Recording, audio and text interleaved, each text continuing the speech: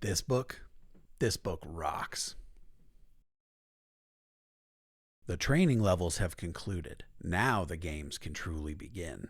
Carl, Princess Donut, and Mongo have now arrived at the third level of the dungeon, which is called the Overcity, a huge metropolis now home to an undead circus and murdered prostitutes galore. Carl and Donut now get to pick new races. They also get to pick new classes, and Carl still has no pants.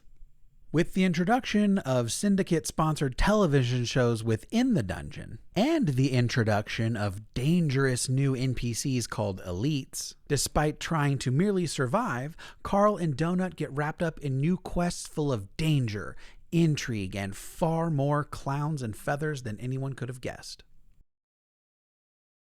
Yeah, like I said, this book rocks. And before everybody grabs their pitchforks, I liked Dungeon Crawler Carl. I said so. But I like Carl's Doomsday Scenario even better.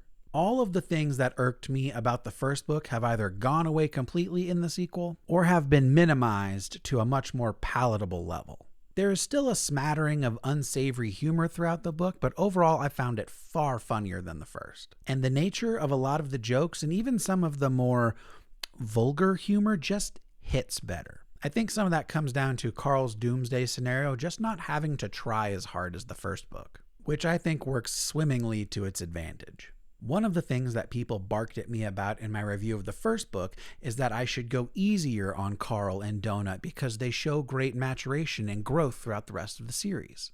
And sometimes people just get butthurt that you didn't love something as much as they did. But also, generally, book reviews are about one book and not a whole series. Especially in a video where I said I've only read the first book, therefore asking me to consider the whole series is silly. But I do agree that in Carl's Doomsday Scenario, Carl and Donut have settled into the world more. They're starting to question it, see it for its flaws, stop taking it at face value, and start actively fighting against it. They are more aware of the injustices and misrenderings that they are being confronted with, and it actively disgusts them at several points, which I found very satisfying, and I applaud Matt Denneman for. In a similar vein, I think as we're descending the levels of the dungeon, they're overall starting to be less kind of just weird and more specific.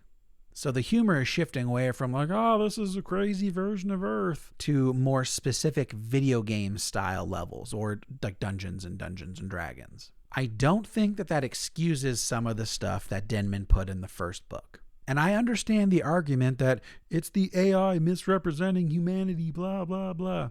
I get that. I do. But he chose for it to be all of those very specific things. No one put them in the book except for him, and I still don't have to like it. But I understand it.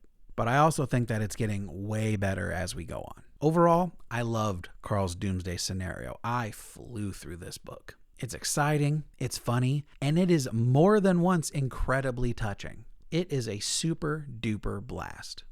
If you liked the first book, then I think you're going to love this one because it is only getting better. I give Carl's Doomsday Scenario 4 out of 5 hammers. And before y'all ask, I'm already halfway through the third book.